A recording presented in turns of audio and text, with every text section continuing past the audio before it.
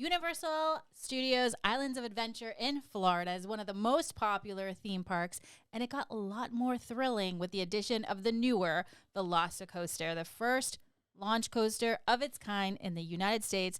This high-speed thrill ride takes riders through 4 inversions, a total of 12 seconds airtime, and speeds of up to 70 miles per hour in 2.4 seconds. Riders are taken up a 155-foot tall launch track and then sent into an inverted roll that twists and turns over Islands of Adventure Lagoon, which is one of my favorite parts of this attraction.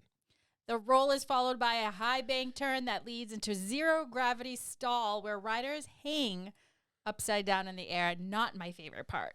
No, you necessarily don't love this attraction. You are pretty scared when you go on it. Just the upside down feeling of only having a lap bar is actually pretty terrifying. The wait time for Velocicoaster can get pretty lengthy, but the queue is an open air queue, but you also get to see the Velociraptors once you get inside. And there's a little bit of a pre-show too, where they have these cool heads of Velociraptors that look like they're in a cage. They don't look like they're in a cage. They're in a cage, and they're breathing and looking at you as you wait and go through the queue, waiting to get to the lockers.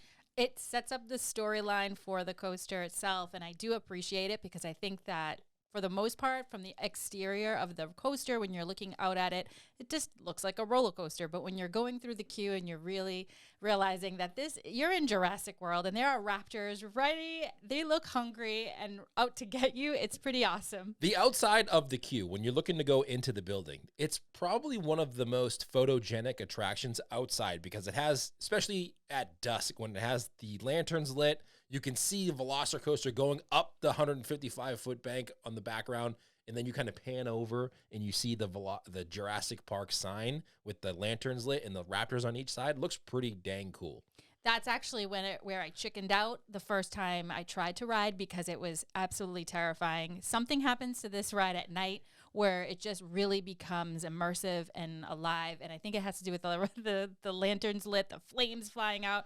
You've got the fear of the dinosaur about to... Well, what happens is you get up to the queue and you're ready to go on, and if you're a little bit hesitant to go on, you see it going up the track, and then you see it coming down. And then you hear the screams in the background from people on the attraction screaming their brains out. And if you're a little hesitant, you think to yourself, you know what?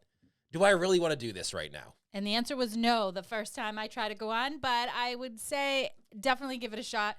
If you're a first timer, maybe, and you're a little bit nervous like I am, check it out during the day. How scary do you think it is? On a scale of 1 to 10 scariness, how scary do you think the Velocicoaster is? So I'm going to say it's about a 10, basically because, number one, dinosaurs are pretty scary when they're hungry and they're looking for some meat.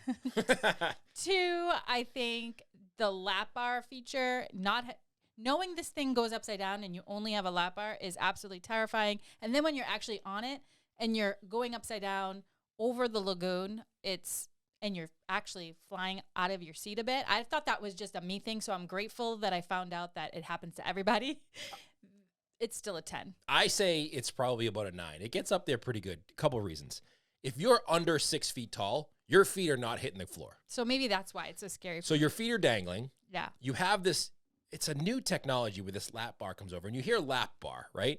And you think it's not going to be safe or you're not going to feel secure, but you feel very secure.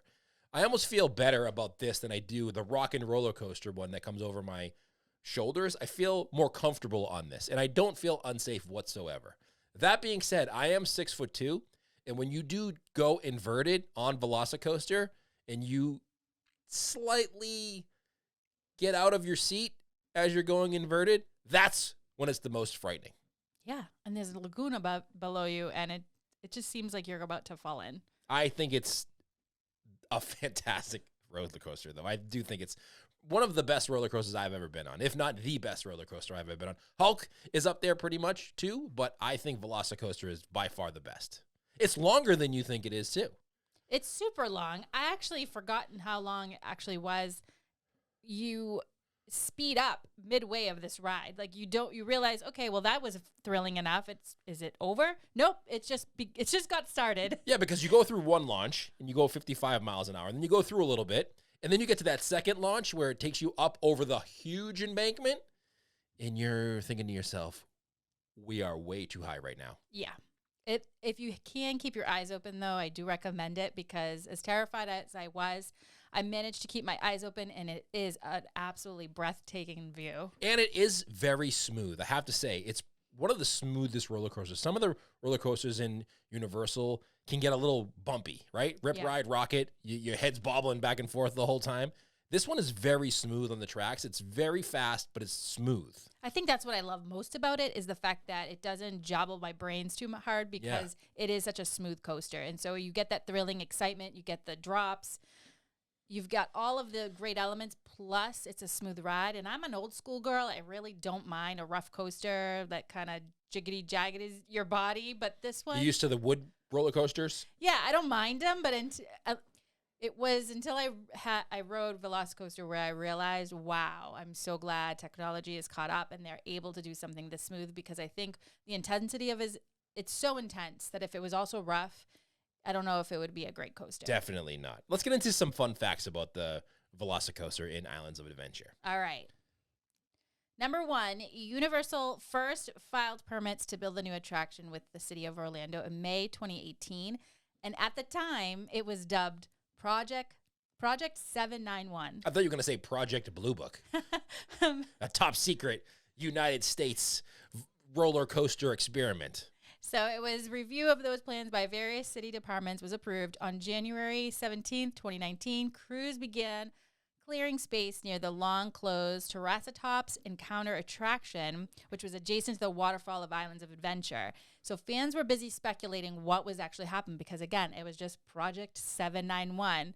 And then on January 15th, 2019, Universal's social team added an image to Twitter with a caption, quote, "A star is born," which obviously led to even further speculation. They got this done pretty quick, too. Unlike Tron and Disney, this was done pretty fast. Well, all things considered, I think that people tend to forget there was a little blip there as COVID happened, but they still continued safely within reason of what they could do with Orlando. But it did actually take quite a bit. It's just that they didn't announce the name, which I think really helped their case. A lot of Universal fans did feel like it took forever. That's true. So, but this Star is Born, they did an image of an egg with a dinosaur coming out, but people really thought it might have had to do with a Star is Born film because it was a 2018 Warner Brothers film that was hugely popular and it had just received Academy Award buzz. So it was really still confusing. They really didn't know what angle they were going. And Velocicoaster is the tallest and fastest roller coaster in all of Universal Orlando parks. The Hulk coaster, people think is faster because it shoots you out, but top speed-wise, Velocicoaster gets it. I feel it. I feel it on this. It's really intense, but again, so smooth that it's well received. We're at the top speed of 70 miles an hour and the total track length of 3,265 feet. It's a long ride. You think halfway through you're almost done, and you're not. This is what I love most about attractions. I think the park did an excellent job with this particular attraction because I love the combination of thrill and length. If it's a short ride, but it's thrilling, okay, fine. I might not go on a second, third time. This is perfect. It's worth the wait. Yes. It also includes 2 launches, which we referred to earlier, in 5 inversions, 2 of which you feel like you're going to fall out. Yeah, those are pretty intense. The coaster is themed for Jurassic World, obviously, and the riders are taken on a high-speed adventure alongside Blue, the iconic velociraptor from the movies. Yep. The coaster's train features an onboard sound system that plays the iconic Jurassic World theme music, which I'm so glad that it's a thing again. Jurassic World, I thought at the time, was a 90s movie originally, and I thought it did its thing, but it is now with a whole new generation. Resurrected. It's resurrected with a whole new generation, so it's really fun. I'm glad that Universal took it over and was able to do what they did with this ride. And the final fact that we came across as we were researching this is the company that built Velocicoaster also built Hagrid's. Interesting. Which has had its ups and downs as a company because Hagrid's has had some technical difficulties and it's had extended closures during the day where it needs to be maintained. But Velocicoaster, luckily, hasn't had those extended closures like Hagrid's has. So the company that built Hagrid's built Velocicoaster, and the company wanted to do the track themselves, but Universal stepped in and said, no, We're doing it ourselves. We're going to tell you where we want the track and how to lay it out. You're just going to build it for us. Really? Yes. Interesting. Well, I think they did a great job. I think that this is an attraction that is outstanding. What is kind of funny to me is that it doesn't have the wait time like other attractions do. Like, I always think that the wait time is doable with this, and I partly has me thinking is maybe it's a height requirement issue where not a lot of people get to ride because they're not Tall enough. They're not tall enough, or they're just terrified. I think it's that. I think Hagrid's always has a 100+ minute wait time whenever we've been. Yeah. And it's because anybody can kind of go on that, and it's not that scary. It's Right. It's very much a fun ride, where Velocicoaster is pretty terrifying. So you do get people who aren't tall enough to go on, and people who just are afraid to go on. There's quite a few people who are outside waiting for their family members who are on Velocicoaster, and that area in the front of the queue gets pretty congested because there are quite a few people just waiting for their friends and family to get off because they didn't want to go on. The very first time we tried to ride I tried to ride Velocicoaster, it was nightfall. We were ready to go together as a group. I arrived. It was too terrifying for me, so you went off with the kids. I waited watching, and then it went down for quite a bit, and then I just got even more and more anxious knowing that the ride was down, what happened. But you guys pushed through and rode anyway. Well, listen, we got stuck right at the metal detector. Huh. We got our stuff in the lockers, which are pretty cool lockers. You put your stuff in one side, and then you don't even have to go back to that room again. You get it as you come out. It just goes right to the other side. Wait a minute, though. You have to remember the number. You do have to remember the number of your locker, but you put it in one side. You go on the ride, go through the metal detector. When you come off the ride, you go into the room, and you just pick up your stuff. Just make sure that when you're riding, you're with someone that isn't as anxious as you happen to be. Otherwise, you will forget the number of the locker. I couldn't. There's just too much happening, too much anxiety happening before boarding this ride that I can't even think straight. So even though the lockers are really awesome, just like you described, super easy, I can't do it. Check out question of the show. How many times, if ever, have you been on Velocicoaster? And if you have been on, is it the best coaster you've ever been on? Question of the show. Check out all the links below. You can get some Tonga swag, hats, join Club UTM. Everything is linked in the comments below, and we'll see you on the next one.